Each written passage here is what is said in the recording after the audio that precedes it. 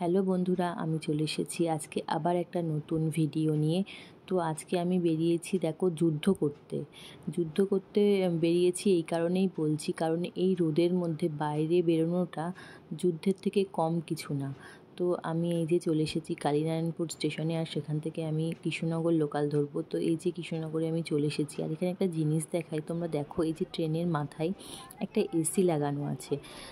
যারা ট্রেন চালায় তারা ধরো ওইটুখানি একটা ছোট্ট খোপের মধ্যে এই গরমের মধ্যে ট্রেন কীভাবে চালাচ্ছে, তো তার জন্য সরকার থেকে যেটা করা হয়েছে এটা দেখে খুব ভালো লাগলো। কিছুদিন আগে আমার একটা বন্ধু, সে রেলে চাকরি করে আর ট্রেনে থাকে, সেই নিয়ে সে একটা পোস্ট করেছিল। তো আজকে এটা দেখে আমার মনে হলো যে হয়তো তার কথা, তাদের মতো অনেকের কথা ভেবেই সরকার থেকে এই ডিসিশানটা নিয়েছে যে ট্রেনের ওই জায়গাটায় এসি লাগানো হোক, যারা ড্রাইভার থাকে তাদের স্বস্তির জন্য। তো ফাইনালি আমি স্কুলে পৌঁছে গেছি আর ছেলেকে নিয়ে এই যে বেরিয়ে পড়েছি। আর আমি বেরোনোর পরে বাস ধরেছি। এখন বাসে করে আমি যাব শান্তিপুর স্টেশনে।